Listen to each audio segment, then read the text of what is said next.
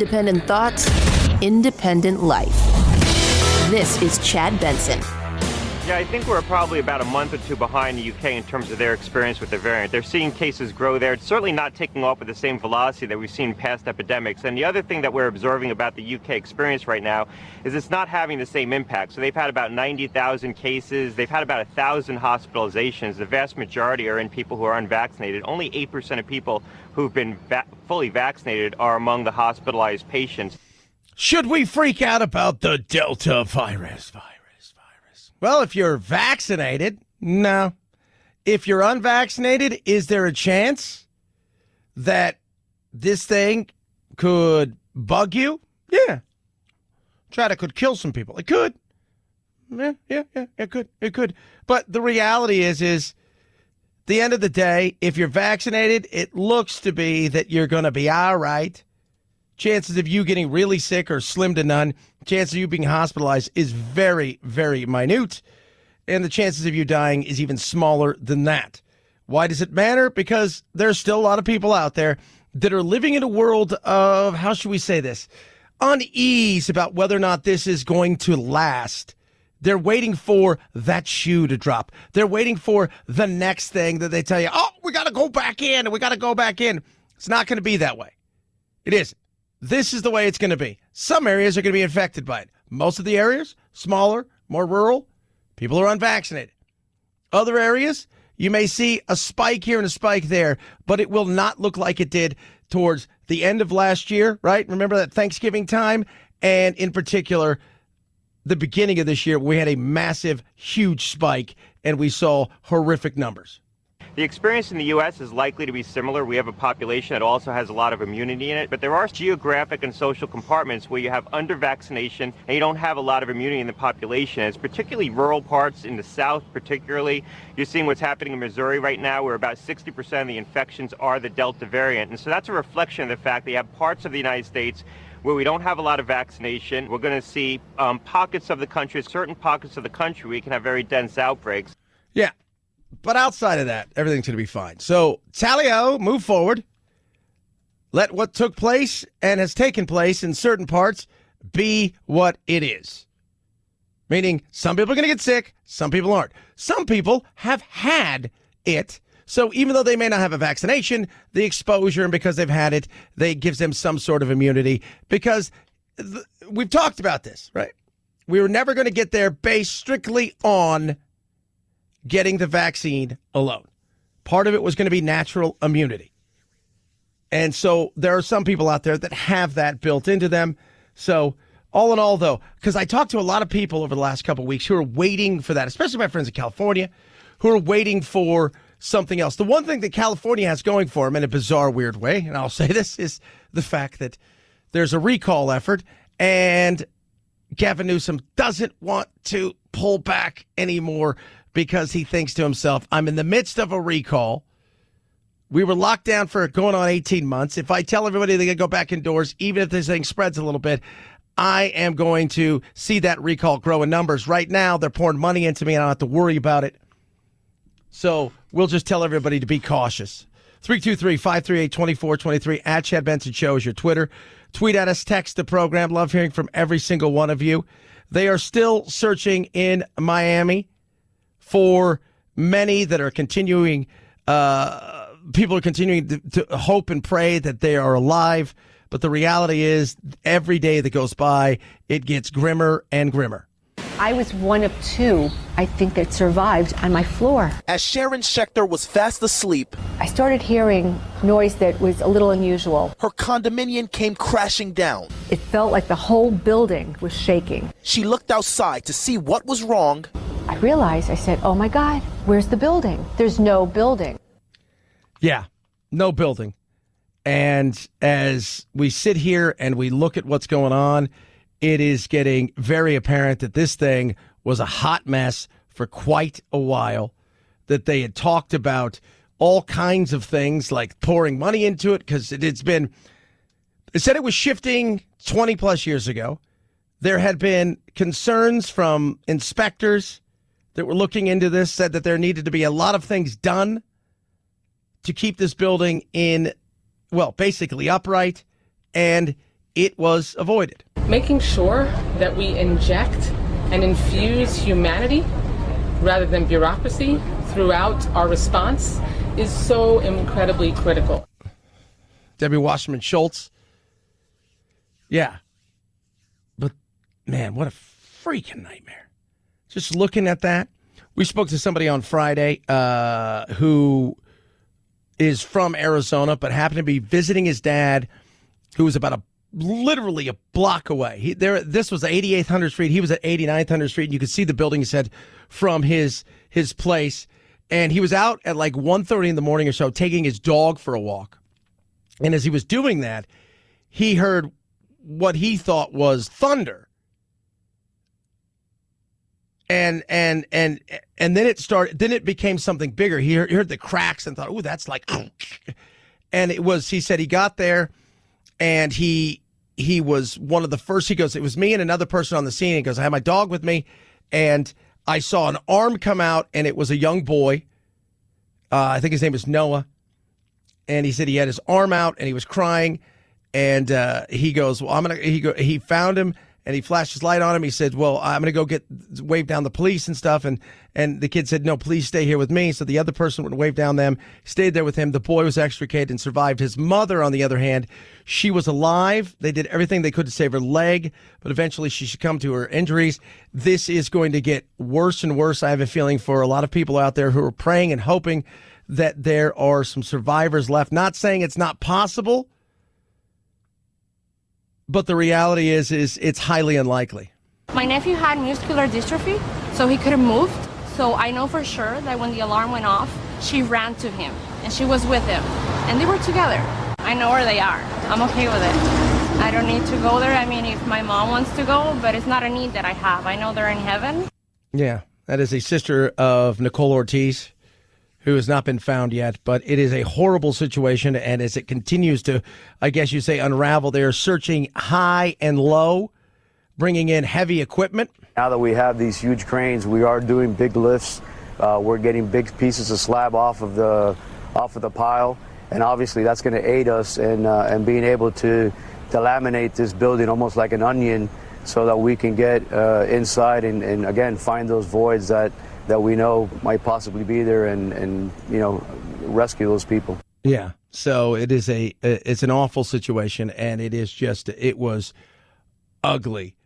And you're at the point now too where they're asking family members for DNA, because in a situation like this, it is as that thing comes down on top of you, you'll need DNA to figure out exactly what's going on.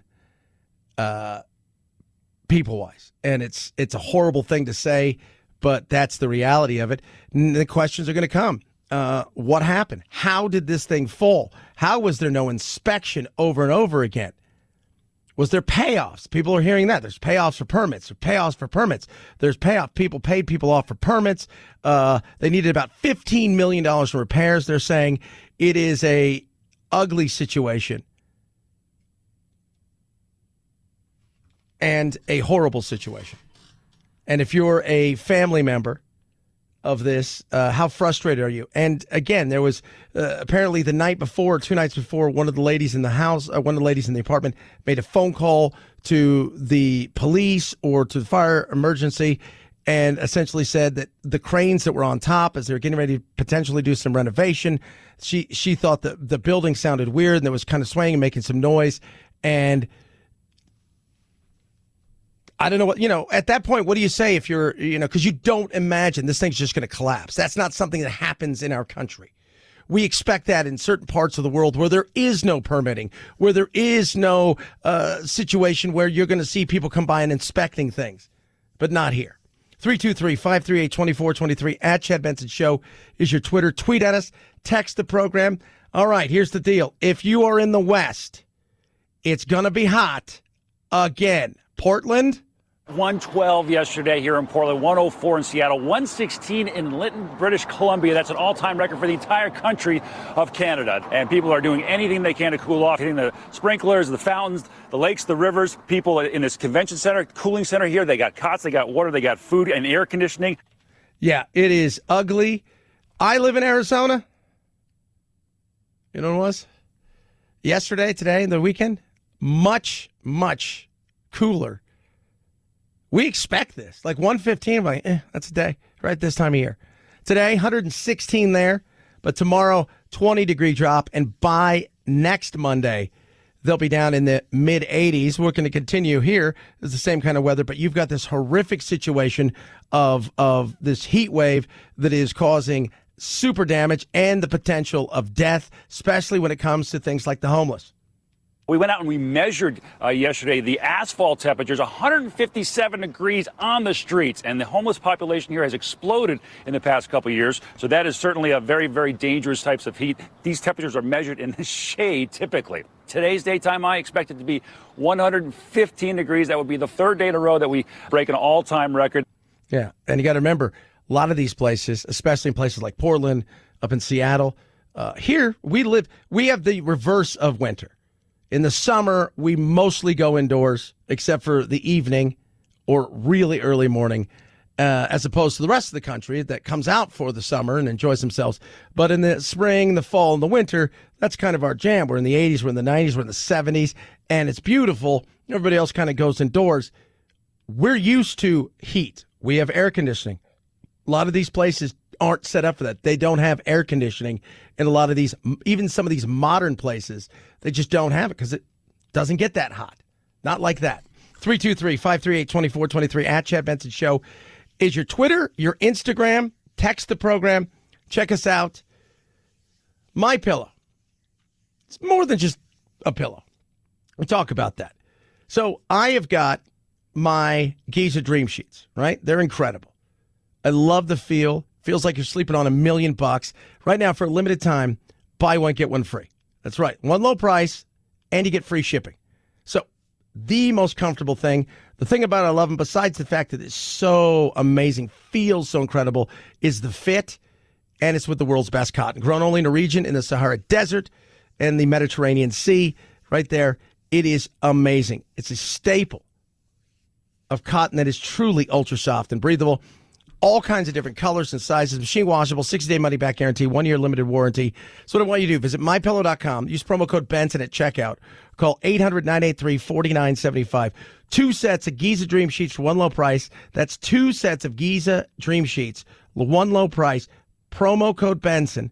Call 800-983-4975 or go to MyPillow.com. Use the promo code Benson. Chad Benson Show.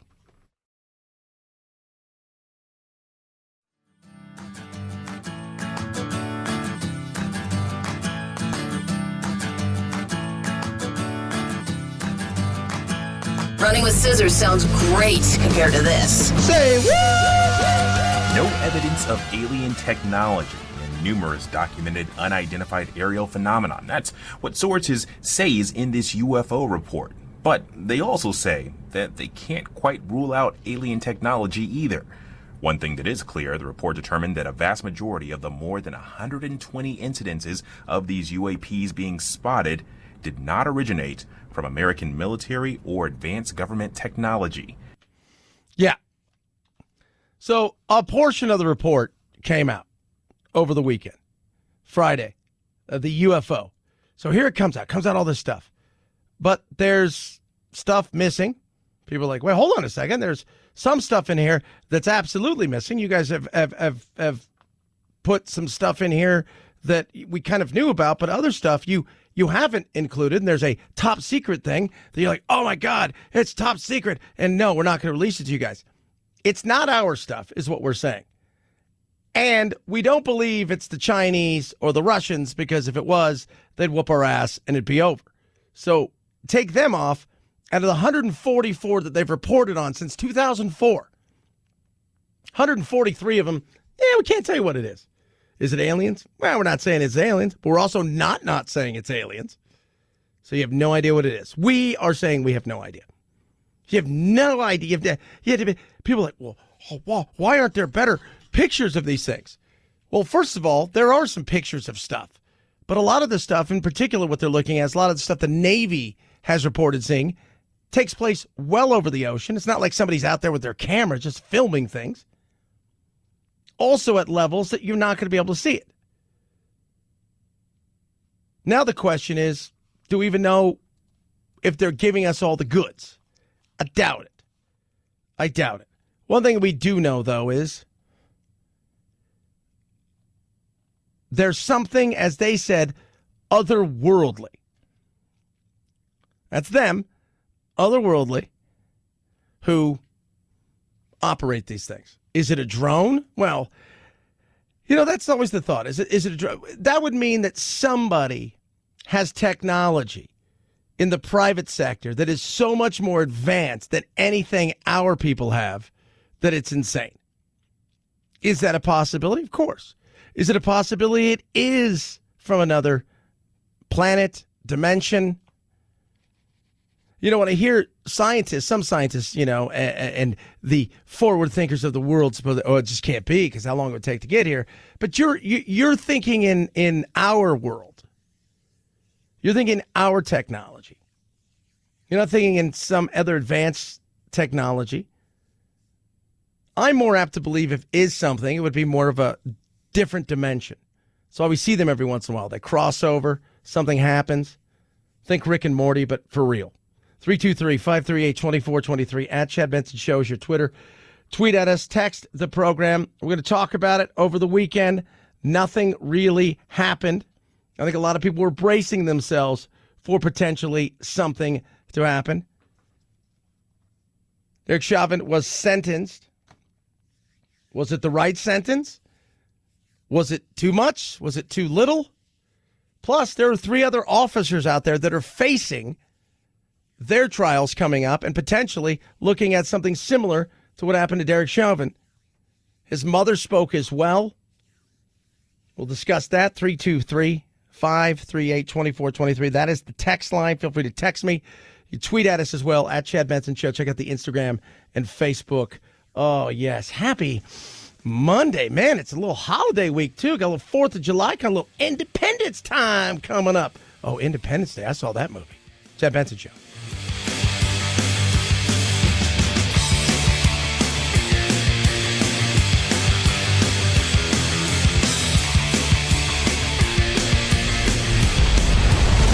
The Chad Benson Show.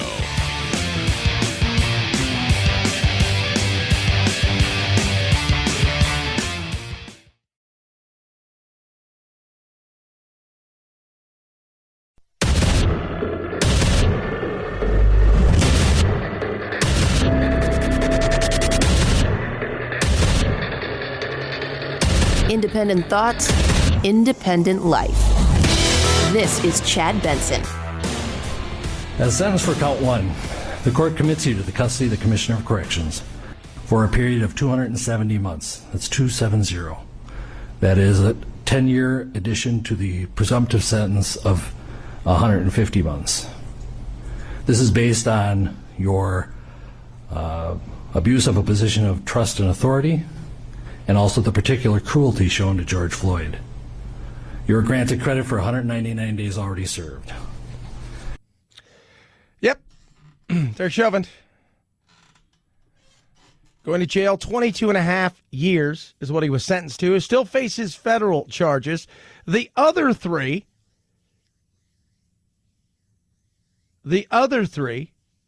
will not have their day in court, which they will do together until August. And then they decided maybe they should put it out there and have space between the two. So the thought now is March of next year before they get into the courtroom. They also face pretty much the same thing that Derek Chauvin face, because in Minnesota, essentially being an accomplice as it's been charged against them is the same as doing. I thought Judge Cahill did a really good job in coming up with what he came up with. Took into account that you were a police officer and what you did was you abused, and just the amount of authority you had and what you did, you abused, and at the same time, you were a cop who had no priors. You hadn't been arrested. Well, he'd had 16 or 18 or 19 complaints. If you're a police officer, and police officers know this, you're going to get complaints. That's what happens. Most of them are like, oh, the cuffs were too hard, or some of the stuff like that. That's going to happen. That is. I mean, if we took every officer off the beat for some times that somebody complained, you'd have no police officers left. But I thought what he did was he didn't give way to emotion and to pressure, because there was pressure. This is the time for their criminal justice system to say, we recognize that this harm you're going through is real, and while we can't feel what you're feeling, we know we can do what your criminal justice system should do and recognize the severity of this crime and reflect that in the sentence to be given. Your Honor, we ask the court to impose a sentence of 360 months. They wanted 30. They did not get 30. Again, not based on emotion or sympathy, not based on the pressure outside. You heard people outside essentially saying if they don't get everything, this could get ugly. What the case is, or what the sentence is not based on, is emotion or sympathy. But at the same time, I want to acknowledge the deep and tremendous pain that all the families are feeling, especially the Floyd family. You have our sympathies. I'm not basing my sentence also on public opinion. I'm not basing it on any attempt to send any messages. I thought that was good. Family came out and spoke. This is his brother, Terrence. I wanted to know from the man himself, why? What were you thinking? What was going through your head when you had your knee on my brother's neck? Why when you knew that he posed no threat anymore, he was handcuffed, why you didn't at least get up? Why you stayed there? Yeah, I think a lot of people wanted to know. At that point in time, what were you thinking? At that point in time, what was on your mind when you were kneeling there? What was on your mind when you were there doing that? The other three, what was on their mind? Did nobody take away the fact that he died, right? Take away the fact that he died, which it's tough to do, but in any situation like that, in a world of optics, did you not think for a second, this is not a good look? Did you not for a second think, what am I doing? What was that about? Now, 22 and a half years, again, some people disappointed. Very disappointing. Very disappointing. 15 years. I know people doing 15 years for nothing. I mean, for victimless crimes of drugs possession. Very disappointing. The level of any one of those aggravators, what this man did, there should have been the maximum of the maximum, and this is disappointing. I don't think it's going to cause outrage, but it's a punch in the gut. This guy's life is worth more than 15 years. So, Van Jones, you knew it didn't matter. Like, you could have sentenced him to death, and it wouldn't be enough. Wouldn't be enough. Derek Chauvin will be in prison 15 years. He's 45 now until he's 60. That said, I think this is light. I think the judge should have sentenced him more. Minnesota guidelines say you can double the 15 years. If there's one aggravator, this judge found 4 aggravators and didn't really come super close to doubling it. But he still faces federal charges. There may be state. There's a lot of different things coming. The chances of him getting out in 15 years, I still think, are slim to none. But there was no unrest over the weekend, and that was a good thing. There was no unrest over the weekend. That was a thing that because I think a lot of people thought that there was going to be tons of unrest. And let's be real, based on a lot of these things that we've seen over the past several years, easy to say that that was going to happen. It didn't happen. There were protests, yes. There were some celebrations, absolutely. But there wasn't what we had seen last year en masse, and that's a good thing. It is. But it's not over. Again, the 3 other police officers will have their day in court, and there's still potentially federal charges probably coming. So this is not over by any means. 323-538-2423 at Chad Benson Show is your Twitter. Tweet at us, text the program. Speaking of not over, where coronavirus came from, not over. Because I find this outrageous. Facebook banned any post for 4 months about COVID coming from a lab. Of course, now even the Biden administration is looking into this. Right. Yeah. And we had posted some stuff about it's fair to ask a question. We had posted some stuff that said that it's silly to think that the Chinese had, in a place where you have this kind of level of lab studying this kind of virus with outside money from different organizations and countries that have come into this, and that something potentially could have gotten out of there, to say that that was not possible was an absolute lie. But because of the climate we're in, because of politics, let's be real, because of Donald Trump, and because of the ass kissing that's going on to China, everybody, no. Friday, New York Times comes out with an article about the fact that there were stuff that was deleted, files that were just magically gone. Why is that?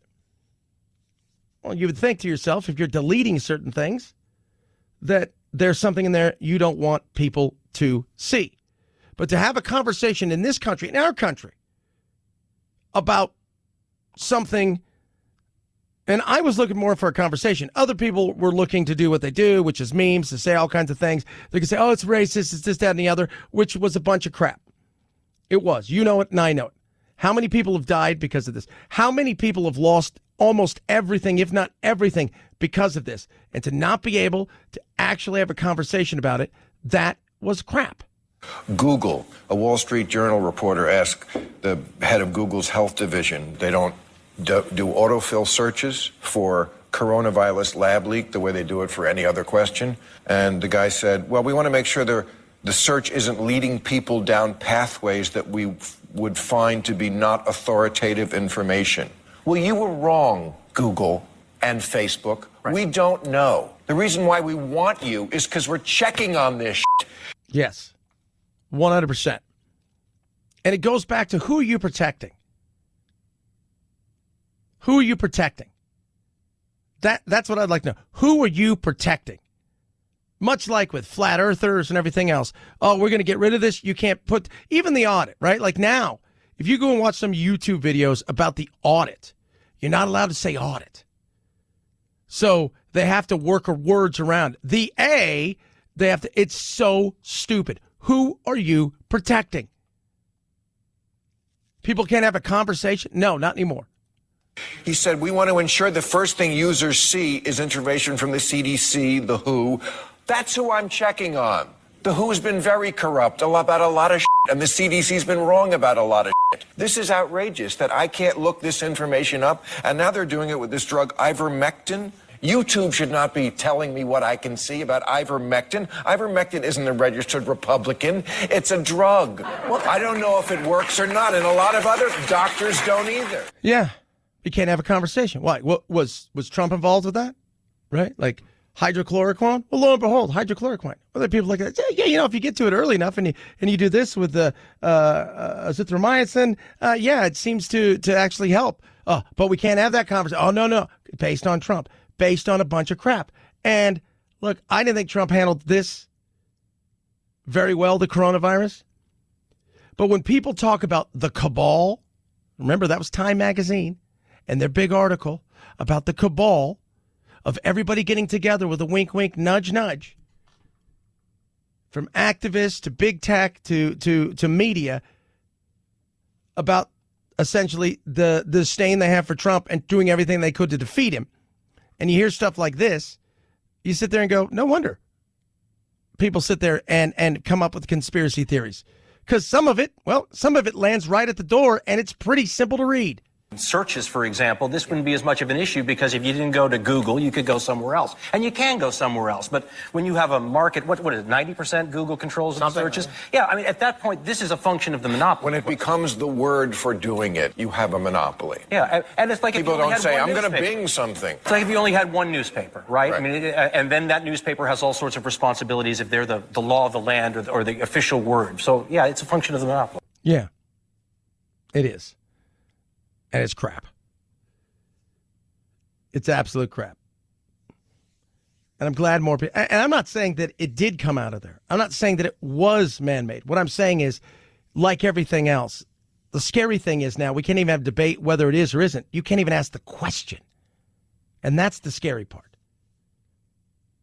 323-538-2423 at Chad Benson Show's your Twitter. Tweet at us, text the program. Let me tell you something. My dog Doodle hung out with him all weekend, doing lots of Doodle stuff. Took him for a mini walk. Right? Took him for a walk. He just doesn't do that stuff. And yet he is. He was never that kind of dog. When we first got him, we thought, oh, man, this is going to be great. And Doodle was, and we found out his hips hurt. It was bad. Lo and behold, we didn't know what to do. We were going to put him down. You guys know the story if you listen to the show.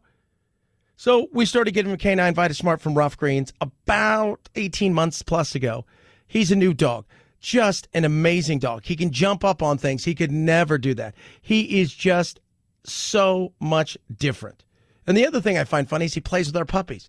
Now, I also give it to everybody I know who's got dogs to try it out for yourself. And that's what Rough Greens is doing. I want to show you that the supplement that you sprinkle on top of your dog's food is amazing. They want you to try it for free. You just pay for the shipping. They're going to give you the bag for free.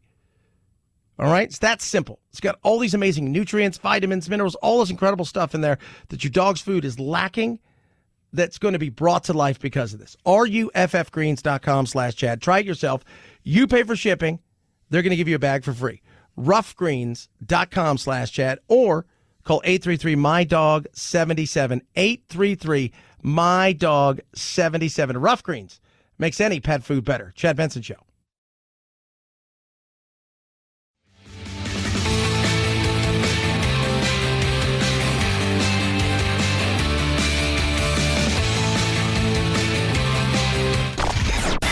I'm so tired.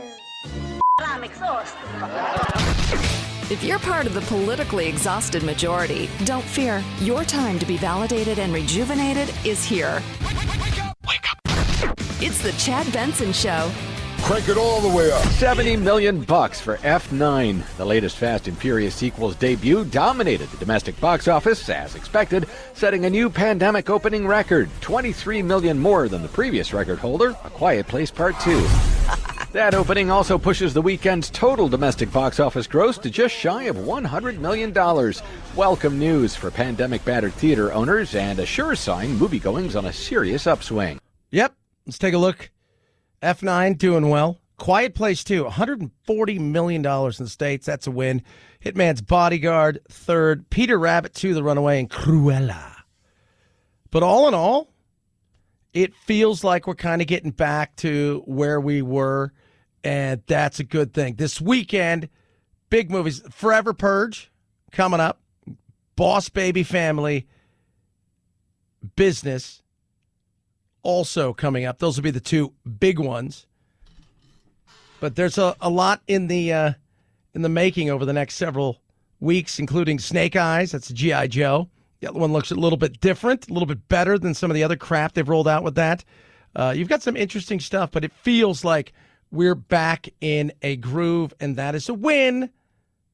That is absolutely a win. 323-538-2423 at Chad Benson Show's your Twitter. Tweet at us, text the program. We've talked about it 1,000 times. If somebody invites you to a gender reveal party, you say, no, I like my life. I don't want to die. I don't feel like coming to your, hey, let me tell you something. We're excited to reveal the gender of this baby. And in doing so, one of the lucky viewers is going to get killed. That's in the crowd. This one's new. This one is creative. It's a gender reveal with a twist, with some wrestling. Take it away, ref. All right, I want a good, clean match. Team girl, good, clean match. Team boy, good, clean match. Nothing dirty here. Here we go. Let's get it on. Go, girl, Yeah! Yeah! Oh!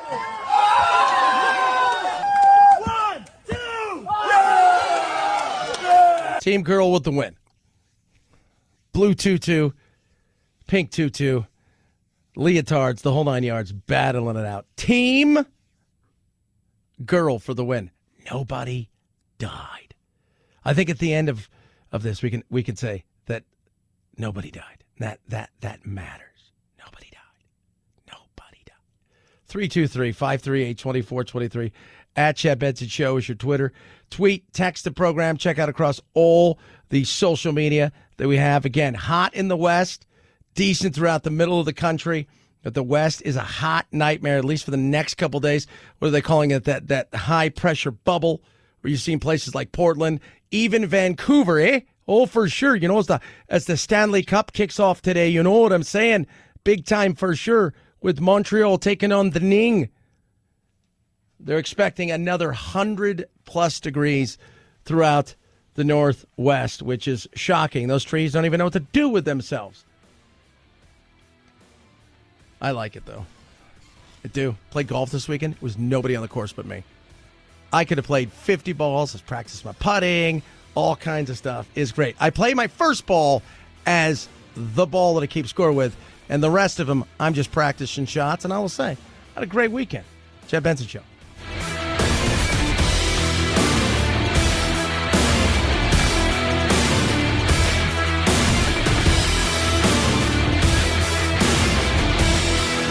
This is the Chad Benson Show.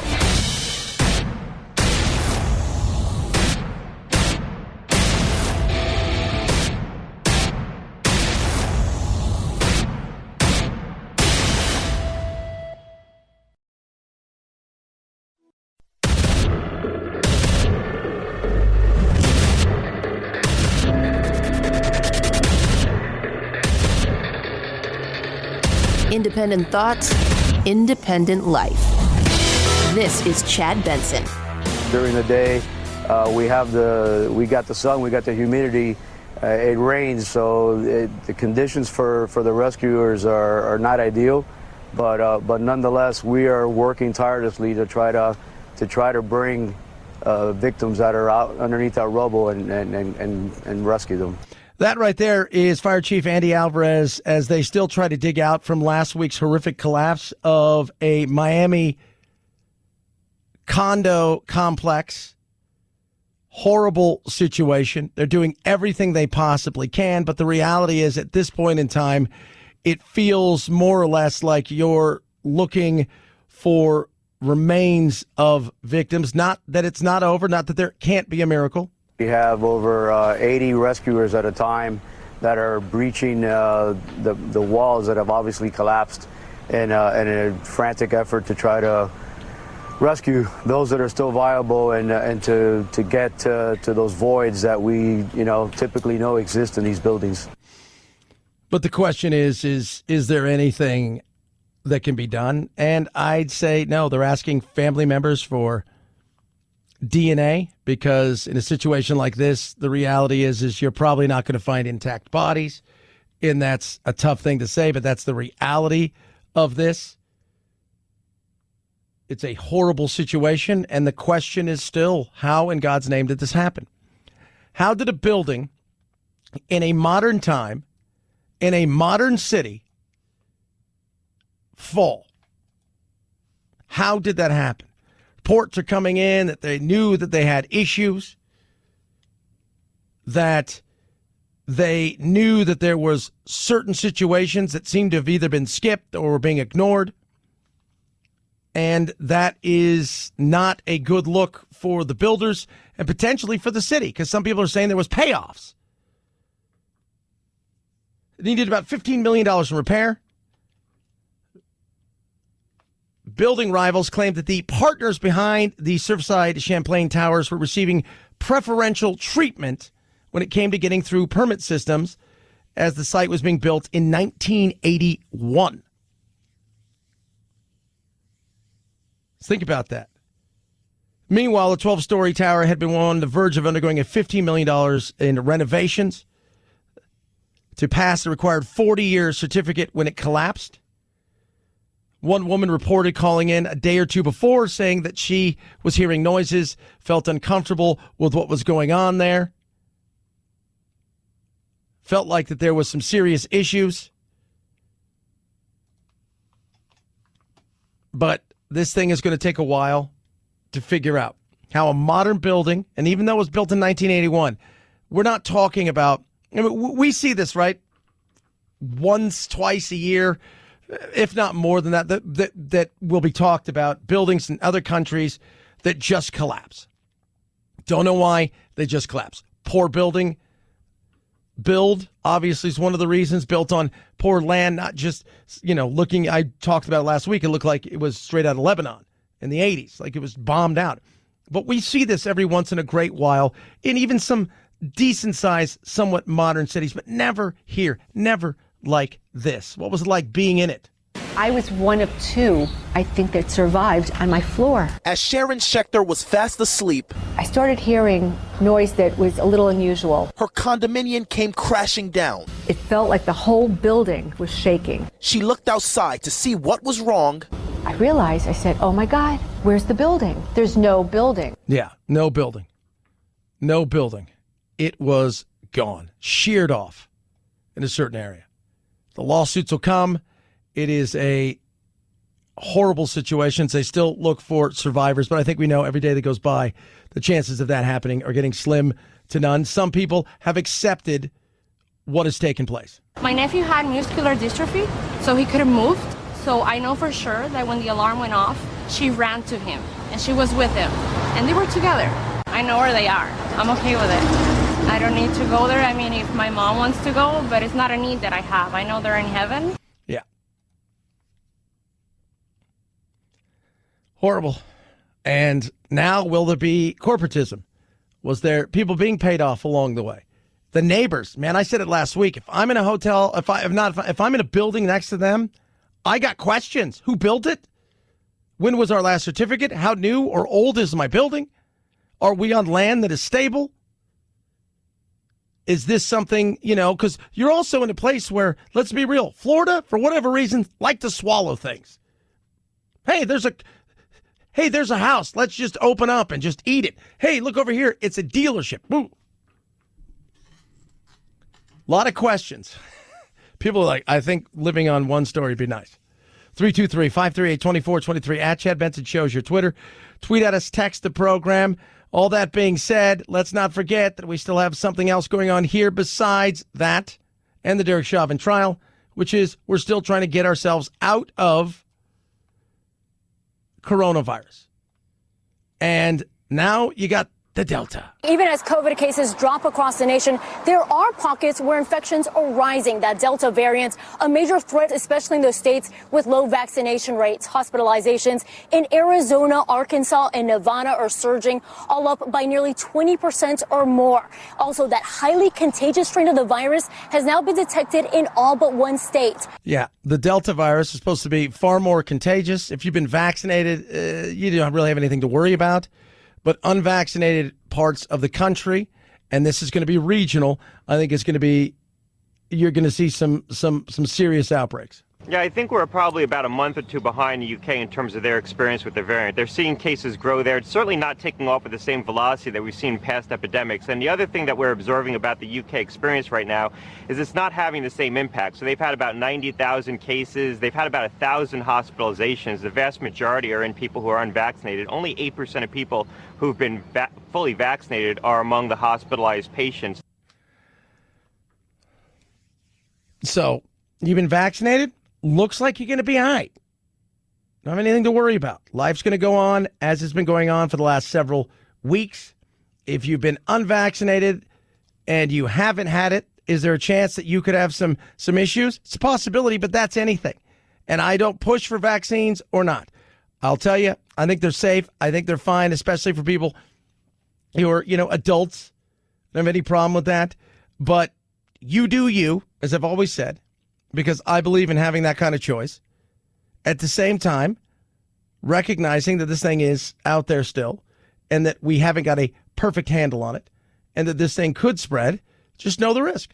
The experience in the U.S. is likely to be similar. We have a population that also has a lot of immunity in it, but there are geographic and social compartments where you have under-vaccination and you don't have a lot of immunity in the population. It's particularly rural parts in the South, particularly.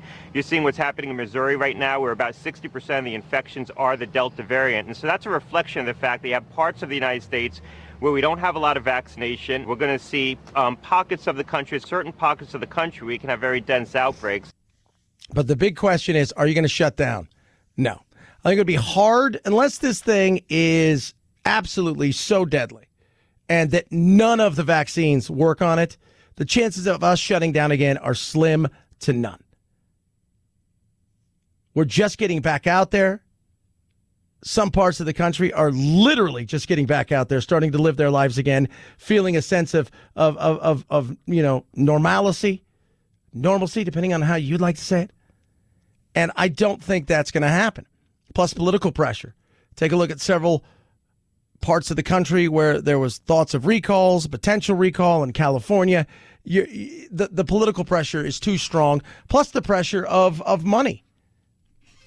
It's too strong. I just don't think anybody's going to go, okay, well, listen. Now, if this thing was absolutely beyond deadly, yeah, I think we would say, all right, well, maybe we can't do this. But we're not there, and that's not happening. The chances of us going back in, slim to none.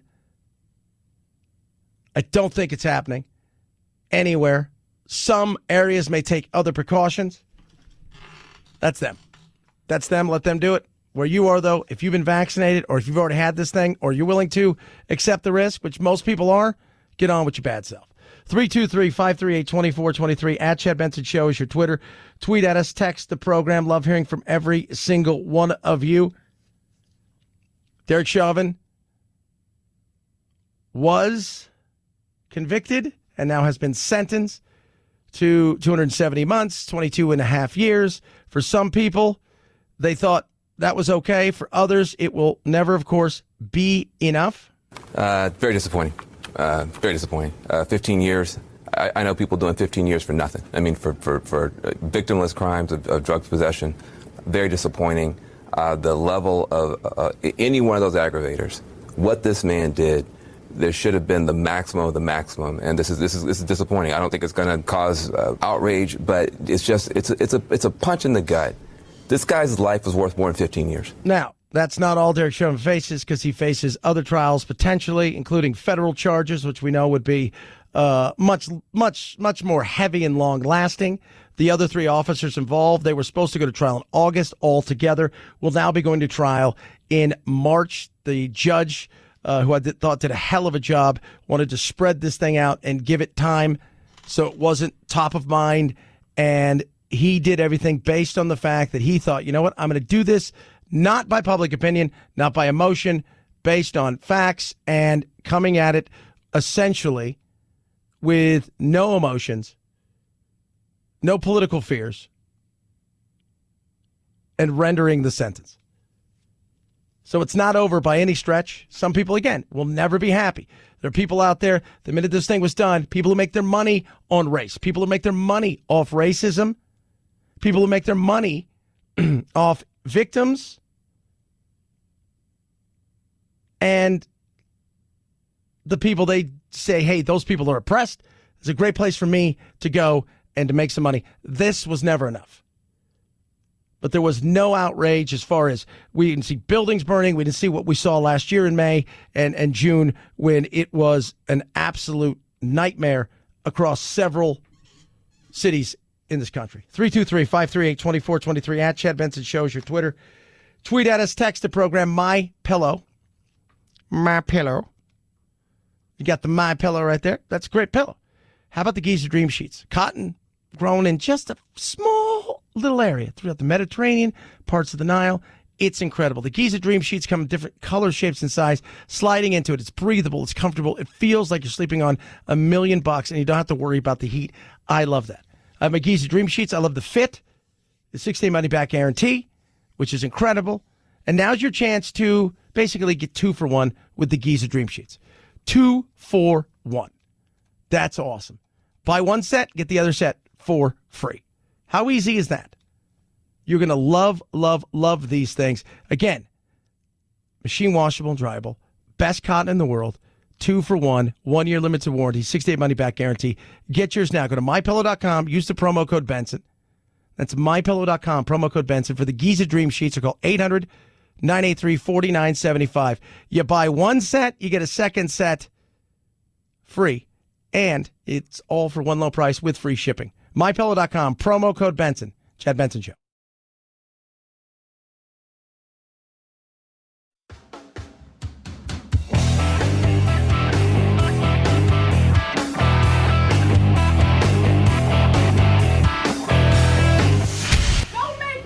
wear your mask? Are you trying to kill me? What happens if you have corona?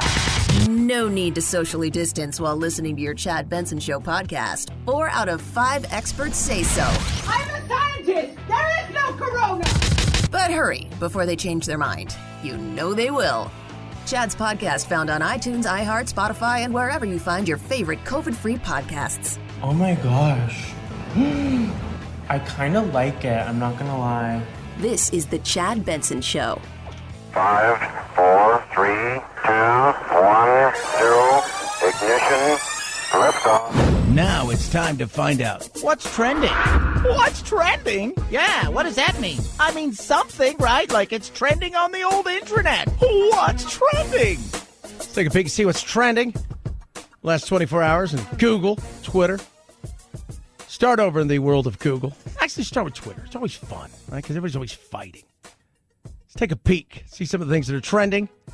It is Olympic season, so records are falling and people are booking their tickets to the Olympics. Got a lot of that. One of them in particular we're going to talk about in a little bit, who isn't a fan of what is going on in America. And because of that, protested. Gwen Berry, hammer thrower, and activist. Like, is that a job? Is an activist a job? Turned away from the flag during a medal ceremony at the U.S. Olympic trials on Saturday night as the national anthem played, which had been scheduled to start 5 minutes earlier. She was not happy about that. Bill Barr. Excerpts of his book are being released, and yes, he says essentially the audits and the continual it was stolen is a bunch of BS. Let's put it nicely. U.S. military also trending, along with Syria, because airstrikes in what the U.S. is saying are faculty used by the Iran-backed militia groups near the Iraq-Syrian border. Ooh, that's yeah. Hey, that's happened. Head on over to the magical world of Google. And, man, I tell you what, I'm always interested because Google's so much different, right? Cardi B's trending because she's pregnant. BET Awards last night, over 1 million searches. Simone Biles back on the Olympic team. She's going to win it all. It's hers to lose. She is that much better than everybody else. When you look at greatness in athletes in sports and dominance, it is hers. She has a maneuver that she does that is so much better and they're saying more dangerous than anything else that's out there that they won't even give her the points for it. They essentially cap it at a certain level because they believe it's too dangerous. Belgium, Portugal, over 500,000 searches yesterday. And Kramer Hickok, I watched the golf yesterday. You guys didn't see it. There was I think an 8 or 9 hole sudden death playoff. And everybody got behind this guy named Kramer Hickok. And it was, he didn't win. He did get $800,000 and basically assured he'll be playing in the PGA next year because every year you got to win. You got to have so much in points to retain your card. But it was great to watch, but it went on, it seemed, for quite a long time. They just kept playing and playing. I thought they're going to have to come back and finish this thing tomorrow. But it is a game of inches. There was 2 or 3 putts that he missed by a half an inch that would have given him the win and secured his place for the next few years in the PGA. But it was fun to watch. 323-538-2423. Chad Benson Show.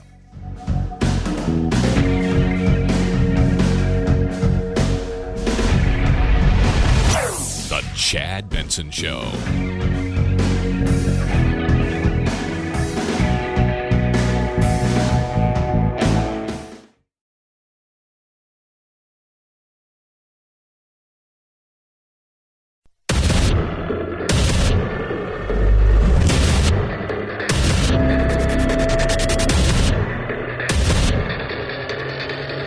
Independent thoughts, independent life. This is Chad Benson. Ran for safety. We're here, come get us, we're here, banging on the door. She tells me she had to climb through the rubble and on top of cars to get out. It was pitch black. It was like Titanic. You know, we're finding our way out until we get to some light. All she could think of was her neighbors who didn't make it out. I feel like I'm mourning every minute for someone in that building. Yeah, Sharon Schechter. More and more is coming out. 2018, apparently building inspectors and people that have gone in there and said, hey, you got major structural issues you need to address right now. Take care of things. Was sent to, and this is what you're going to find out. You're going to find people that said, hey, we sent you a report about this, and you went and spoke in front of the board as well as parts of city councils and stuff. I didn't remember getting that. What? No. But you said it was okay. I don't remember. But that you're here on these minutes. They were keeping minutes, and you were, Mr. Prieto, you were part of this, right? You're part of the building inspector. This is all. I'm retired. I don't remember that. I got a lot of emails. Lots of finger pointing. I'm telling you guys, lots of lawsuits coming as they try to figure out what took place. Could it have been avoided? Of course, to a certain extent. If the ground was the reason this thing came apart, if there was a sinkhole, nobody probably could predict. But it doesn't seem to be that way. It seems to be because of parts of the shift in the sand. And yes, the building itself being 40 years old and having issues, that this probably, in more ways than one, could have been avoided. And now people are going to pay for it. Don't be surprised if not only is there lawsuits, but people look into criminality. Was there crimes committed? Were people paid? Did people know about certain things, but just thought, I just have to get through my time before I retire, whatever it is. 323-538-2423 at Chad Benson Show is your Twitter. Critical race theory. Everybody's fun thing to talk about. The thing about it is the people who are realizing that this garbage is being taught in school, many of them are not people who have been politically active in the past. They've been living their lives, raising their kids, and suddenly they're finding out that their local school is teaching them that America is fundamentally racist, that all white people are racist, that every issue we have in America is all about us fighting on racial lines. Yeah. And there's something to that. There's some insanity to that. And I'm not one of these. I think we should teach everything, and I'm fine with that. I think with relative to age and stuff, let's be real. Like, you don't bring 6-year-old and, hey, this is the Holocaust, and we got black and white photos from it. Let's watch these people who get thrown into a ditch after they've dug it and get No, we teach things. The good and the bad. Not just the bad. We also don't create victims. And it shouldn't be about dividing. Let's go back a week. We touched on this briefly. I didn't get enough time. This is a teacher who's upset about the fact that you can't teach critical race theory. Today is the first time our country has recognized Juneteenth as a national holiday, and yet I'm getting ready to go back to school in the fall, and my governor has put into place some ridiculous legislation that many governors across the country have put into place, such as I can't teach anything divisive, I can't teach critical race theory, and I can't teach about racial equity. This is at all public schools, colleges, and universities. This is what's bullshit. So she's not very happy about that, as you can hear. Then she calls on teachers to do what? So, teachers, in the past, we've been activists. After this show of last year, we really need to stand up and do what's right for our kids right now. So this is a call to action, teachers. We got to stand up and fight for our kids because this is bullshit. We can't lie to them. Well, no, you shouldn't lie to them. Let's be real. And again, everything within reason. You're teaching. You shouldn't be advocating. That's not your job. Your job is to teach. Your job's not to advocate. Your job is to teach. Your job is not to go out there and indoctrinate. Your job is to teach the curriculum. And if you don't like the curriculum, if you don't like what they've laid out in front of you, you can leave. You can find a new job. If you want to be an activist, apparently that's a paying job somewhere. Go do that. Go do that. It's nuts. She wasn't the only one. There are others out there that are upset and angry. Here's another teacher that's an activist. Not about teaching. To her, it seems more about being an ally than a teacher. Let me tell you a little bit about the population of my school. 51% of my students are Latinx, and many of them are undocumented, and many more have parents who are undocumented. So when they come into my classroom and see signs that say no human is illegal, they don't need to know who I voted for. I don't need to tell them. When my black students come into my classroom and see my Black Lives Matter posters, I don't need to tell them. When my LGBTQ plus students come in and see my pride flag, I don't need to tell them, because they know that I have used my critical thinking skills and have decided to vote for whoever is on the side of fighting for human rights. Okay. That's what you're on the side of, fighting for human rights. Again, you're there to teach. Am I wrong? Do I feel bad? You're there to be an ally. Hey, guess what? I don't care what color your students are. How about you help them get from point A to point B in a way that helps them with point C, which is life. That's what you're there for. Not to be an ally. No, that's all you're there for. So no, I don't need to tell them, because they know that I am using the privilege I was born with to fight for them, that I am an ally for them. So yeah, that's not political, that's human rights. You're a teacher. Teach.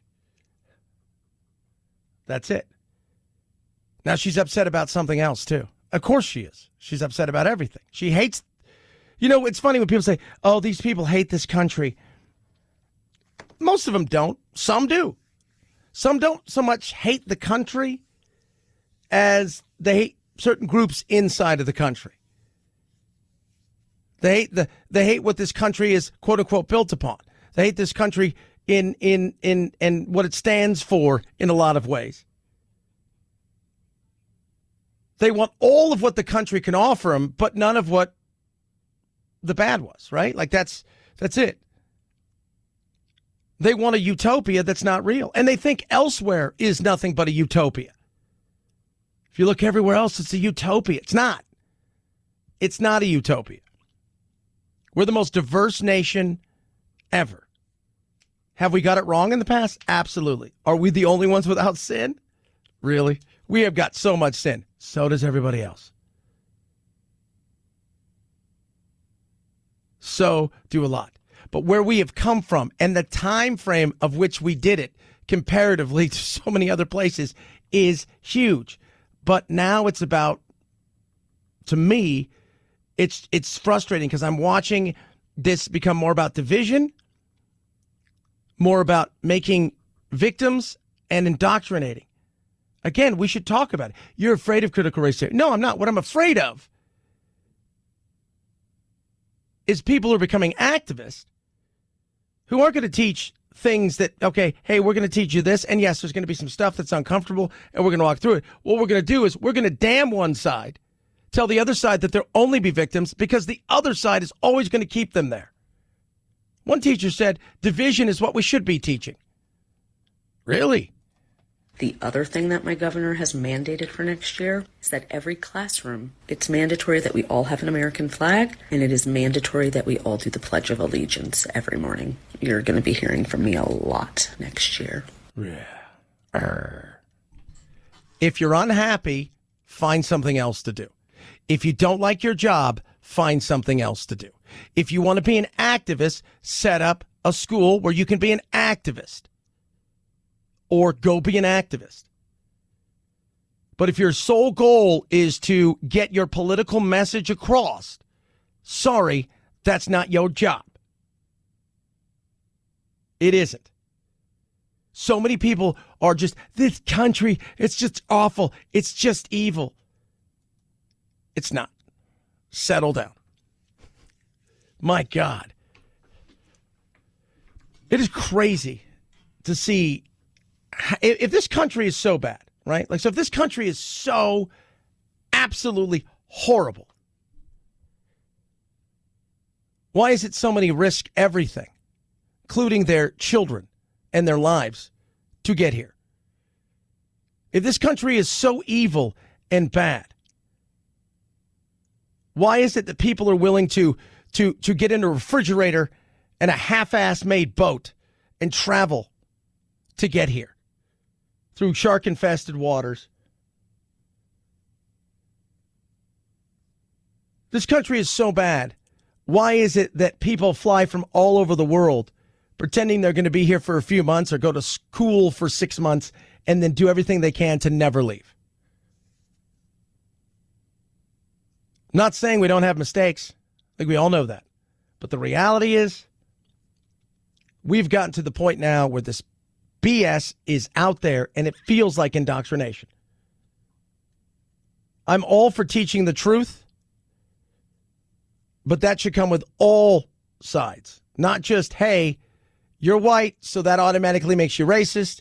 You're black or a person of color, so that automatically makes you a victim. And you're over there, you're Asian. We don't really know what to do with you because your scores are higher than the white kids, and you guys seem to do better in so many different ways than the white kids. So we're just going to leave you over in the corner and not talk about that. So stupid and frustrating. 323-538-2423 at Chad Benson Show is your Twitter. Tweet at us, text the program. Raycon, summer is here. Raycons are for you.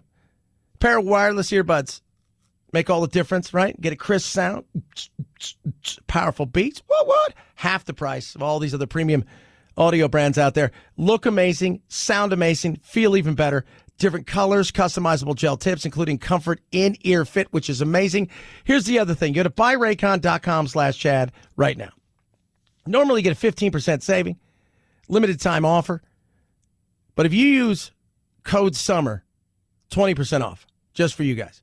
24-hour battery life, phone capabilities with the amazing built-in microphone, the IPX4 water-resistant, sweat-resistant technology, pairs like that. Plus, are you ready for this? 45-day test drive. If you don't like them, send them back. If you're not happy, you're going to love them. 100% satisfaction guaranteed. Within a year, let's just say 11 months from now, you're doing something. One of them drops on the floor, right? You're cleaning. You accidentally bump it, falls on the floor. You step on it, breaks. Send it back. They'll replace it. No questions asked. Free shipping as well. Starting well under $100, you get the E25s or the E55s. Both have an amazing case that has 24-hour battery life, and the E55s have 36-hour battery life, wireless charging as well. So don't waste. Grab them now. Save big. The best earbuds around. Buyraycon.com/Chad. Buyraycon.com/Chad. Buyraycon.com/Chad. Chad Benson Show.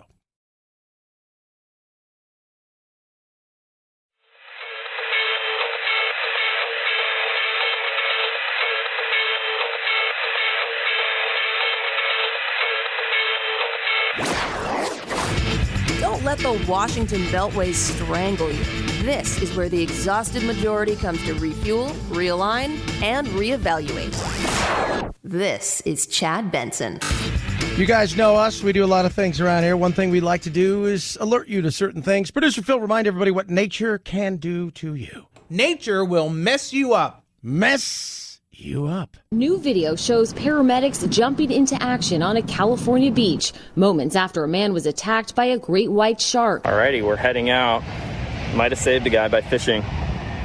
We will see. Thomas Massoda was fishing along the beach when he says he saw a 39-year-old surfer swimming to shore after the attack. So I hustled over to him, and the first thing he said was shark bite, can you help me? Massoda calling 911, then stepping aside to document the incident once paramedics arrived. Yep. You go in the ocean, there's a potential to get bit. Everybody knows that. There was fog. There was a lot of stuff. How big was the shark? Anywhere between 6 and 9 feet. Big enough to do damage, though. The shark bite, which that area right there in Northern California, they call it essentially the bloody triangle or the red triangle. It is from about, I think it's Fort Bragg, all the way down to San Francisco. You got the Farallon Islands out there, and people go, why are there so many sharks? Well, one reason is because you've protected sharks now. But for the years that there were no sharks, especially great white sharks, you had a massive overpopulation of seals and sea lions. to the point where they're so abundant, they're like rats. You shouldn't say that about them. I know you see the ones at the, like SeaWorld and stuff. Like, oh, that thing's so cute. But they were everywhere. Now that you've protected great white sharks, they're looking around, and you know what they see? Food for days, and they're protected. So they're coming from all over, in some cases, to breed and to feed. And there's plenty of food available every once in a while. Especially a shark of this size, 6 to 9 feet. It's thinking, oh, look at that thing. It's slow. I'm going to catch it. Took a bite. Puh, that's gross. I don't want any part of that. But a little bite like that can go a long way. He's severely injured, but should make it. Tell you what, though, once again, you go in the ocean, just know this. Nature will mess you up because you're in their house. 323-538-2423. At Chad Benson Show is your Twitter. Tweet at us. Text the program. I do love hearing from all of you guys, the good, the bad, the ugly. I'm willing to listen to it. We're talking about critical race theory. People are, oh my God, Chad, you're insane. You think I'm insane, right? For going against some of the insanity that's being taught. Think about this. Brandeis University. They've got a oppressive language list.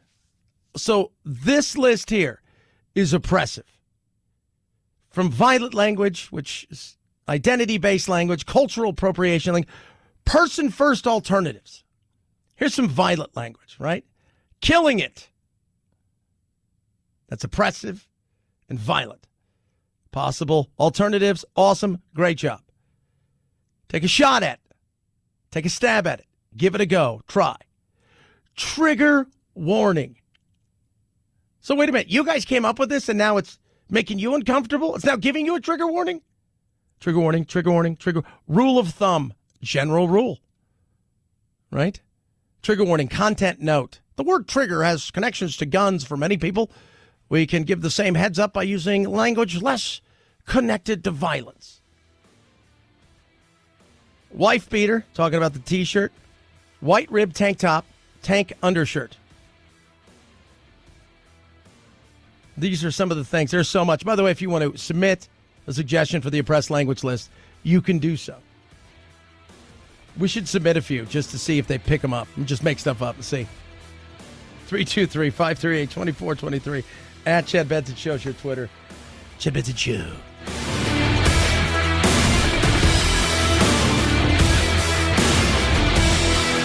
This is the Chad Benson Show.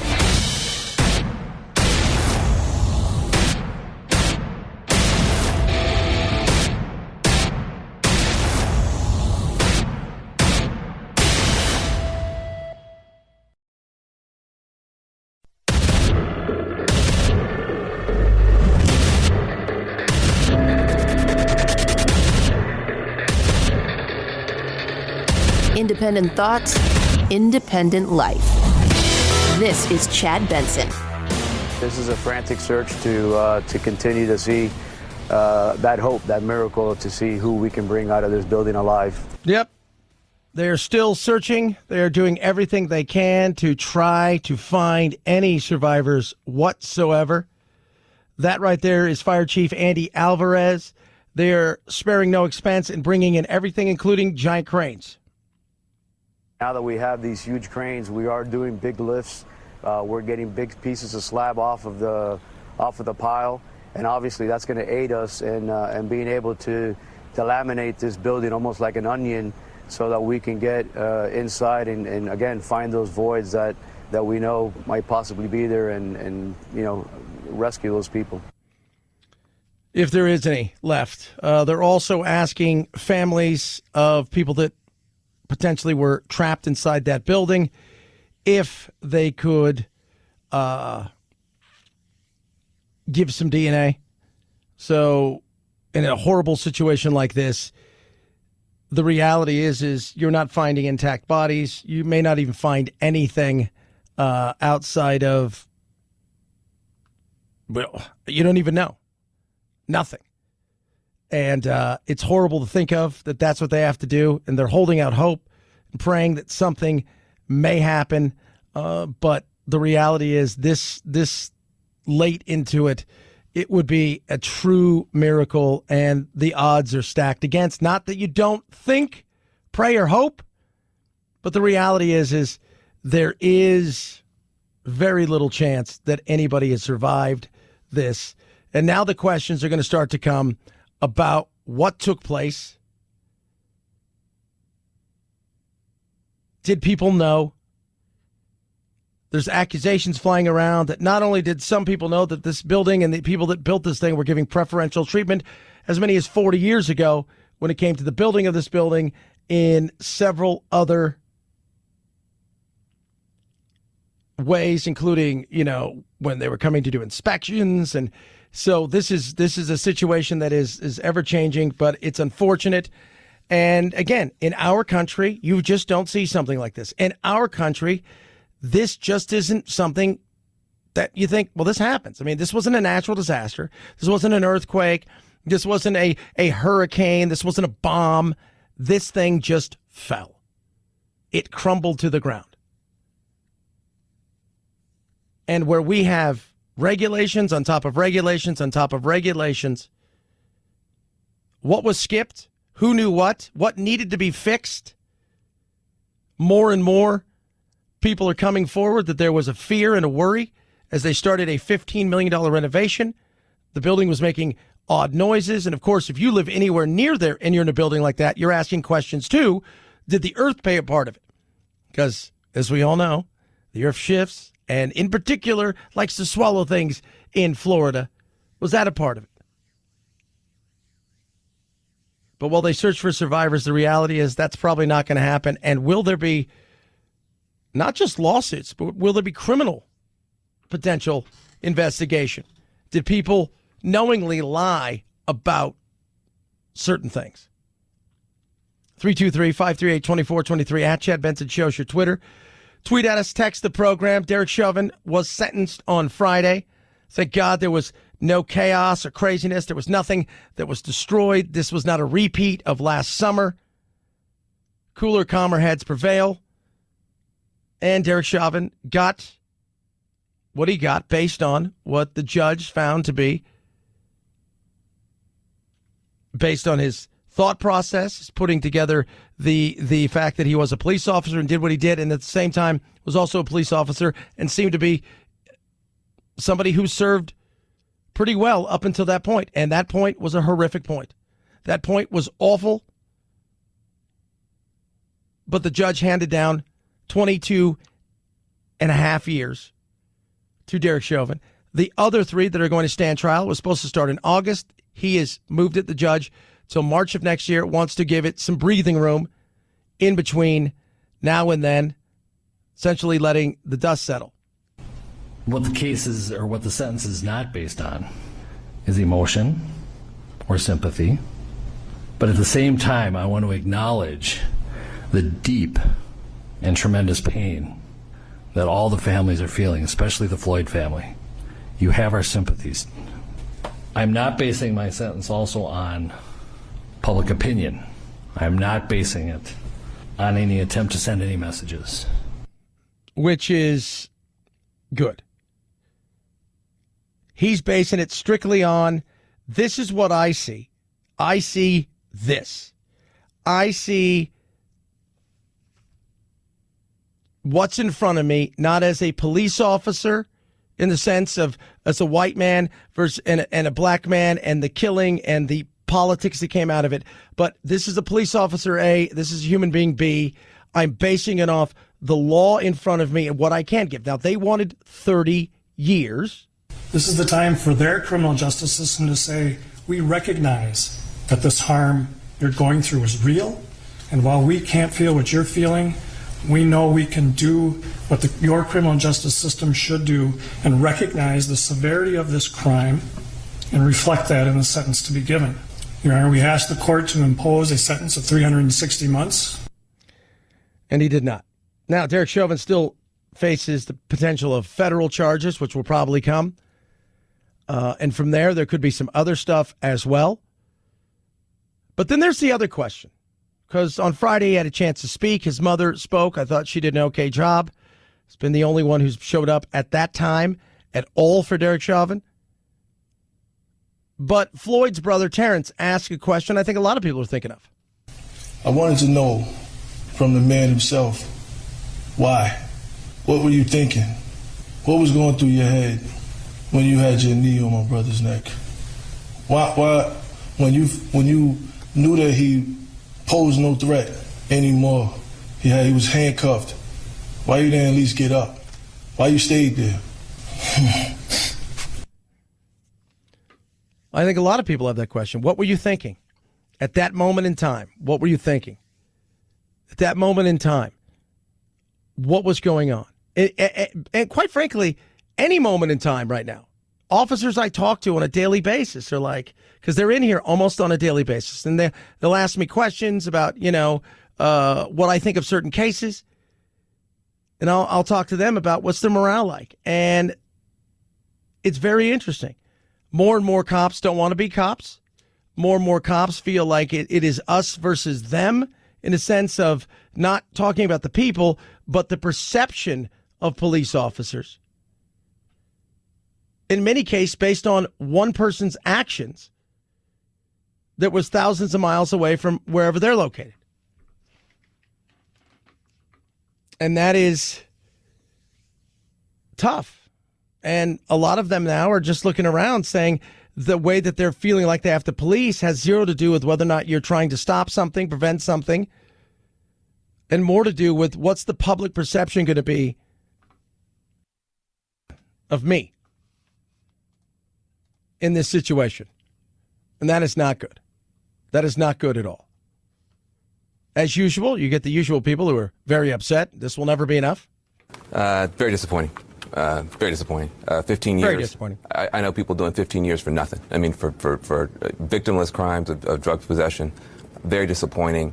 The level of any one of those aggravators, what this man did, there should have been the maximum of the maximum, and this is disappointing. I don't think it's going to cause outrage, but it's a punch in the gut. This guy's life was worth more than 15 years. So, not based on the law and what the judge thought. Now, could they have doubled it? Yes, but you're also dealing with the fact, again, he's going to probably have federal charges. And we all know federal, and by the way, he got 22 and a half years. Why they're saying 15 years is because with good behavior and time served, he could be out and paroled by the time he's 60. At the same time, he's facing federal charges. I think we all know that he's probably going to face those and be in a situation where he is going to probably get convicted of that. Not saying 100% sure, but it's probably a situation where that's going to happen. And in doing so, he'll face even more time. I think they did a good job. Nothing is ever perfect. There's still more to this that's out there, and I think that will be coming. But I'll be honest with you, I'm surprised. I thought there would be issues over the weekend, and there was none. And that's good. 323-538-2423 at Chad Benson Show is your Twitter. Tweet at us. Raycon, best earbuds around. I've got mine, you get yours. Great style, great sound. Noise isolating fit with the new soft gel tips that are amazing. And get ready for this. Normally you'd spend, I don't even know, $300-400, right? And those wires and stems, you get none of that with the E25s and the E55s. You get an amazing, incredible charging case that gives you 4 charges, right? Sweat-proof, waterproof, built-in microphone that you wouldn't even notice because it's so awesome, and a 45-day happiness guarantee. If you want the best earbuds around at a price that is truly incredible, don't look any further than Raycons. Get your Raycons. Go to buyraycon.com/chat. Free shipping. Take advantage of this thing right now because when you go there, and for my listeners, you type in summer, right? Lost for a code. You're going to get 20% off right now. Buyraycon.com/chat. Get in there. Use that promo code when you see it. They start well under $100. The best earbuds around. I highly recommend them. Buyraycon.com/chat. Chad Benson Show.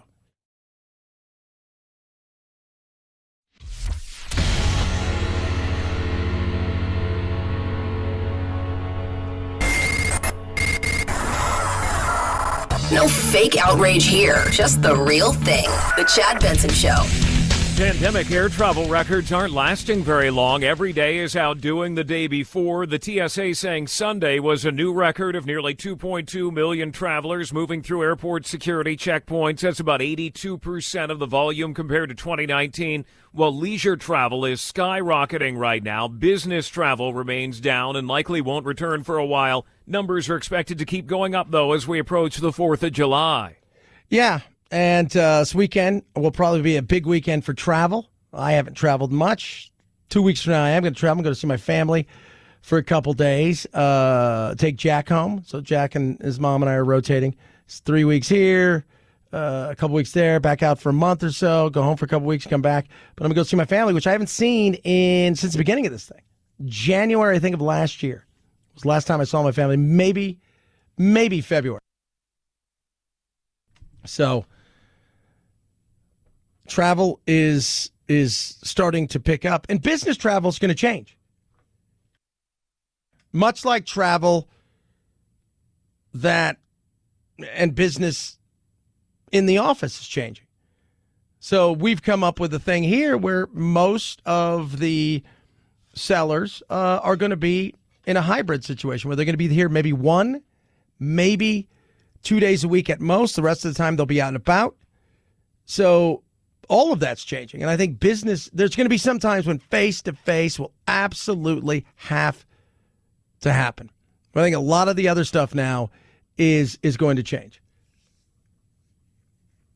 And that's going to change a lot of things. Hotel industry, conventions will still happen. In fact, what you might see, I was talking to somebody over the weekend, is more conventions, less day-to-day business travel. I'm like, I could see that. That I could see. More conventions, less day-to-day business. You got Zoom. We've been doing it for a year and a half. No reason to stop it if you don't have to. You think about it. Unless you're closing something, and this is vitally important, the reality is you can do it on the phone. You can do it over Zoom. And you can do other things where if you take somebody and you have them travel somewhere, more often than not, you're taking them out of commission for a certain period of time. 323-538-2423 at Chad Benson Show's your Twitter. Tweet at us, text the building. Love hearing from you. Coronavirus, kids, you guys are still aware that it's out there, including the Delta. Even as COVID cases drop across the nation, there are pockets where infections are rising. That Delta variant, a major threat, especially in those states with low vaccination rates. Hospitalizations in Arizona, Arkansas, and Nevada are surging, all up by nearly 20% or more. Also, that highly contagious strain of the virus has now been detected in all but one state. How bad is it? Well, essentially, if you've been vaccinated, you're all right. If you haven't been vaccinated, there's a chance that things could get ugly. The experience in the U.S. is likely to be similar. We have a population that also has a lot of immunity in it, but there are geographic and social compartments where you have under-vaccination and you don't have a lot of immunity in the population. It's particularly rural parts in the South, particularly.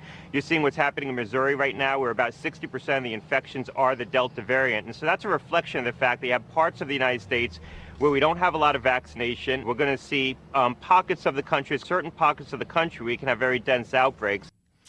Dr. Gottlieb there. So if you've been vaccinated, you're going to be all right. If you haven't been vaccinated, for whatever reason, right? It doesn't mean it's like, oh, we can't attack this guy. This person hasn't been vaccinated because of, of a medical issue or because of whatever, No, if you've been vaccinated, you're going to be all right. If you haven't been vaccinated, there's a potential, like any other time with the coronavirus, you could be in a situation where it's not good. You could get very sick. This thing spreads easier. But we have natural immunity because a lot of people got infected. We also have a decent amount of people that have been vaccinated. Remember how great Australia and New Zealand were? Now Australia's shutting things down again. And by the way, Australia, not a lot of people vaccinated in Australia. We are in an amazing situation when it comes to the fact that we have this in front of us. The vaccine in abundance, where others don't. and would like it. Absolutely. Would absolutely like to have the opportunity to have it. Where everybody here, if they want it, they've got it. If they don't, that's on them. And again, I don't care whether you do or don't. All I know is I've had it and I've been vaccinated, so I'm getting on with my life. And I don't think we should be held hostage by people who don't want to, because the real thing is people are worried about this thing getting worse in certain areas, and then everybody has to go back in. It's not going to happen. Politically, I just don't think there's any way that's happening. And if that does happen, well, it's only because I think this thing could be so absolutely horrific. They would have no choice. It ain't happening. Chad Benson Show.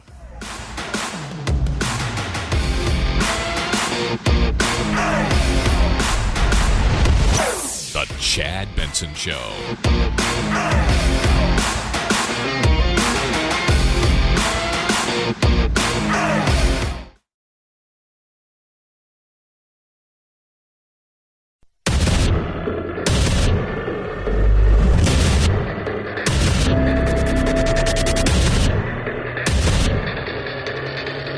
Independent thoughts, independent life. This is Chad Benson. Australian virologist Danielle Anderson telling Bloomberg News of the Wuhan lab, quote, "It's not that it was boring, but it was a regular lab that worked in the same way as any other high containment lab. What people are saying is just not how it is," end quote. Anderson added she was never sick with COVID. She acknowledged that she could not completely rule out the notion that COVID-19 may have originated in the Wuhan lab, though she says she believes the virus likely originated in nature. Here's the thing. Let's talk about originated. Because something originated somewhere doesn't mean it wasn't messed with. It could have originated in nature, hence the reason they've got the virus, right? So they didn't create the virus. But taking the virus itself and then potentially altering, right, gain of function, and trying to figure out and predict what the next potential virus could be that could become an epidemic or a pandemic. That right there is what people are asking the question of. Not whether or not it originated in nature. I don't think this thing, and by the way, when we've talked to a couple different virologists and scientists who've come on here, some of which who were early in this, who work with the World Health Organization, and said that there was a lot of questions that need to be asked. We're saying that this thing may be as old as 5 or 6 years as far as the origins of this potentially. But the difference is jumping from human to human. So jumping from an animal to a human usually takes a while. And then jumping from another human to another human, because it doesn't understand you, right? It's getting its first ride with you, doesn't really get what you're about, has to try to figure stuff out. That's the issue that people have. They feel like this was way too quick. But remember, you couldn't even ask this question several months ago without big tech coming down on you and then everybody else, and the media in particular, labeling you a conspiracy theorist. Because I find this outrageous. Facebook banned any post for 4 months about COVID coming from a lab. Of course, now even the Biden administration is looking into this. Right. Yeah. Now even the Biden administration goes, maybe should take a look at this thing. You're on YouTube and you said something, they take you down. You're on Facebook, you push something up there. By the way, we did that on several times. Not that we said it was, but asking the question. That's the scary thing. Asking the question. Even when it comes to an audit, which I think you guys know how I feel about that. But go ahead and do the audit. But asking the question has become now taboo. Asking the question has become no. That to me is scarier than the question itself. So you're telling me you get to tell me whether or not I'm even allowed to ask a question, and you're going to monitor that as a just-in-case scenario, just in case this may not be true. Look, I'm asking a question. I think we deserve to find the answers to some questions. It's okay to ask a question, And if you're worried about the question at hand, because you think you need to protect some people, maybe you need to rethink some stuff. I don't know who you're protecting, but the Wuhan lab was a perfect example, and so much of it was politically based. If this was Hillary Clinton who had won and she was asking a question about this, do you think they would have shut it down? No. But because of Trump and their whole idea of one of the reasons that they came up with is, well, because, you know, he was being racist about it. Settle down, right? This is what you do. You turn everything into a race thing. Everything's a race thing. Oh, he was racist. Google, a Wall Street Journal reporter asked the head of Google's health division, they don't do autofill searches for coronavirus lab leak the way they do it for any other question. And the guy said, well, we want to make sure the search isn't leading people down pathways that we would find to be not authoritative information. Well, you were wrong, Google and Facebook. Right. We don't know. The reason why we want you is because we're checking on this shit. Yeah, and he's right. That's the reason. We're trying to find stuff out. We're curious about said things, as we should be. Remember, challenge everything, including your own beliefs. Feel free to go, you know what, maybe I need to look more into this. But you couldn't even ask the question. And that's the part that should scare people. You're not even being allowed to ask a question in a place that has become the town square. And that's not good. But the CDC and the WHO's a joke. It's an absolute joke. You know it, and I know it. But it's about the question. Should you be able to ask a question? Whether it's about the audit, whether it's about Wuhan, whether it's about flat Earth. Yes, I think you should. And if you're protecting people who, for whatever reason, are going to be influenced by a meme or whatever, you need to rethink your business model. Maybe when they put something into the search bar that you think is crazy, you should remind them, hey, you need to put a helmet on because this thing could get weird. Boy, that's not very nice. 323-538-2423 at Chad Benson Show is your Twitter. Tweet at us. Her name is Gwen Berry. She is a hammer thrower, if you don't know what that is. Basically, it's they spin around inside of a giant net, and they fling a giant ball at the end of it out tens of hundreds of yards. I don't know how far they go. She will be going to Tokyo as part of the U.S. team. She decided during the national anthem on Saturday to turn her back. She's an outspoken activist. She was upset. She said they did this on purpose because they only play the anthem once a night. And I felt it was a setup. I'm pissed, to be honest. Then why do you want to go as an American? I'm just curious. Now, you have every right to protest. I got no problem with that.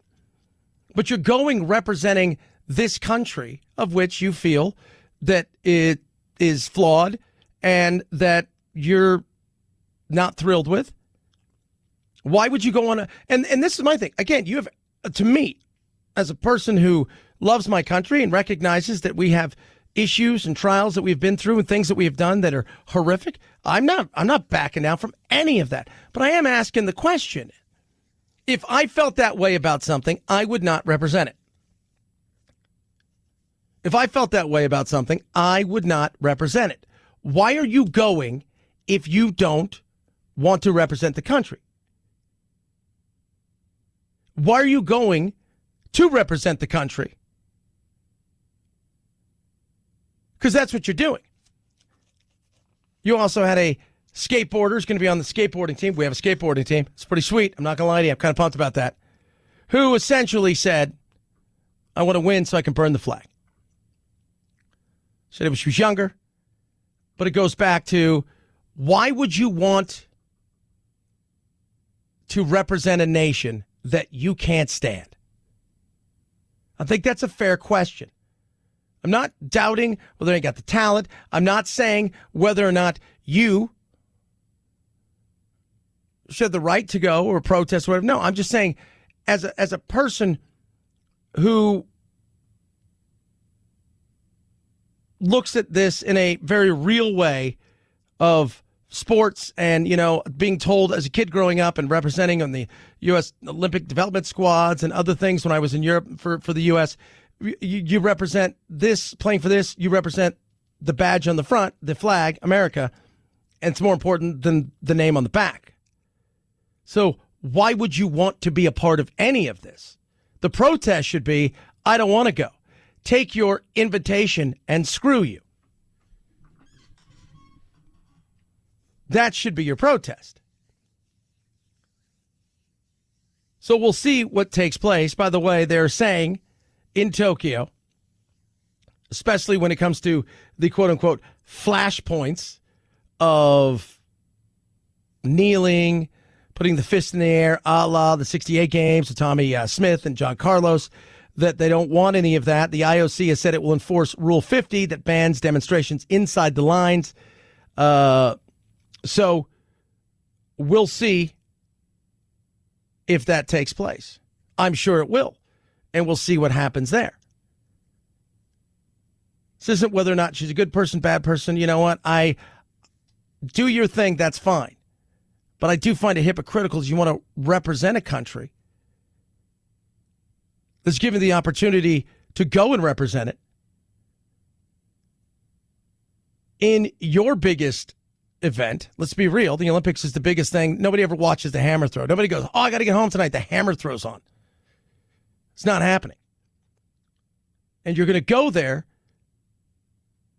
representing the United States when you don't really like the United States.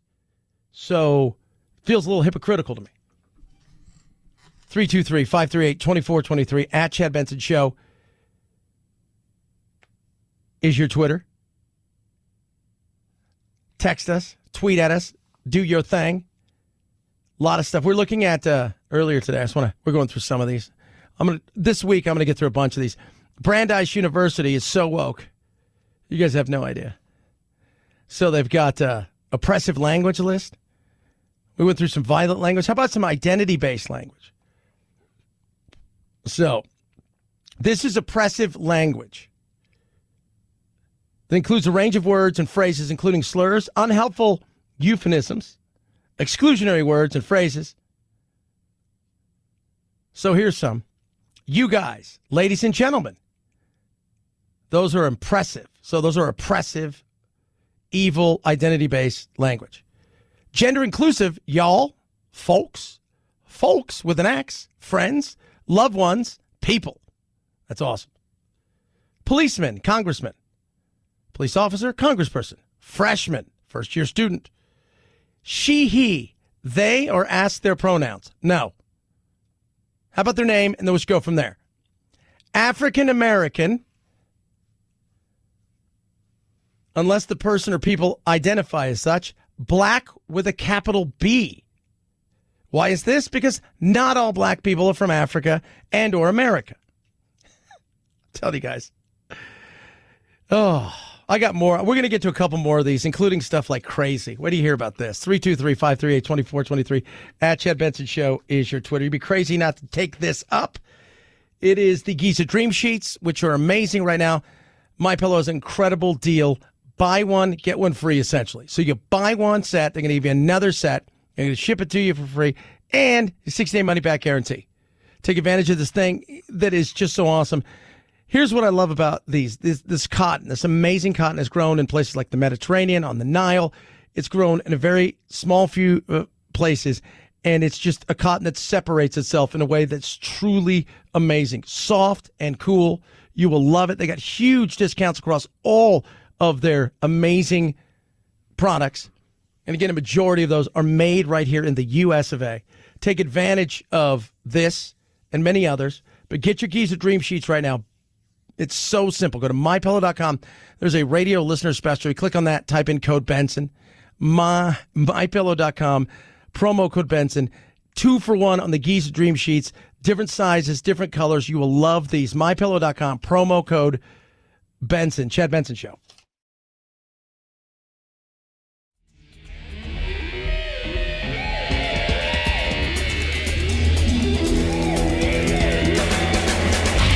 You go, boy. This isn't about right or left. This is just about right and wrong.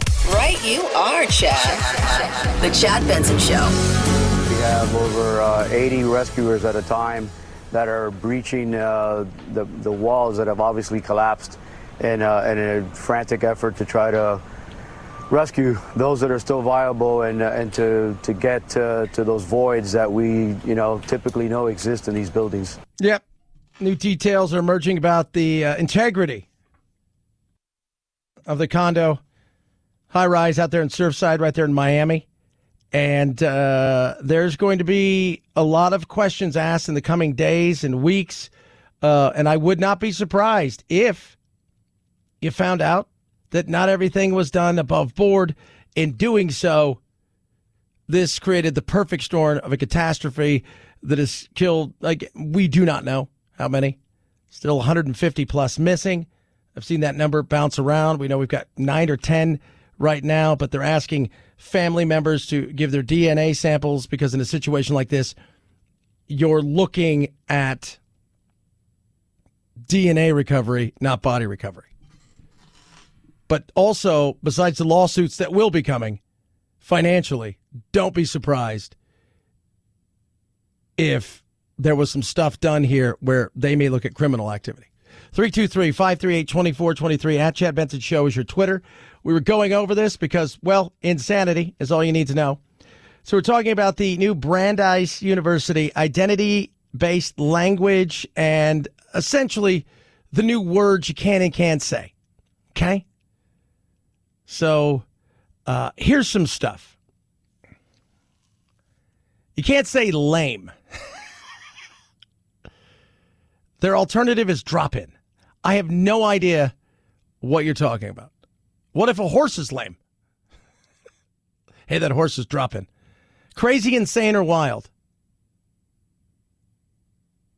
That's bananas, uncool, disappointing. I don't even know what this means. I don't. People of color, generic. So now you must know everything. This term intentionally names black and indigenous folks who are disproportionately impacted by violence in the U.S. or even more so than other people of color. So it is now BIPOC. Hermaphrodite, intersexed. Transsexual. Consider your audience, they say. Not everyone will receive this word as a positive thing. And they want you to use the word queer. Transgender, right? Transgendered is just transgendered. Long time no see. This one is interesting. I haven't seen you in so long, which is the same thing, just longer. No can do. Sorry, I can't. These terms, as well as other expressions using broken English, originate from stereotypes making fun of native English speakers, particularly applied to indigenous people and as well as Asians. To get gypped is to get ripped off. And to get Jewed, can't do anymore, which I haven't heard in like 50 years, but whatever. To get haggled down. Sold down the river is betrayed. These are just some of the words that you're using. Picnic is also a word you're not supposed to use anymore. I don't even know how people wake up every day and survive. I don't. I think you just wake up every day and they're like, I'm offended. And if you want, you can go and submit the thing that offends you. Maybe they'll put it in. 323-538-2423. At Chad Benson Show is your Twitter. Tweet at us, text the program. Love hearing from every single one of you. You guys have an awesome rest of your day and night. We'll do it again tomorrow, as we always do. Night, night, Jack.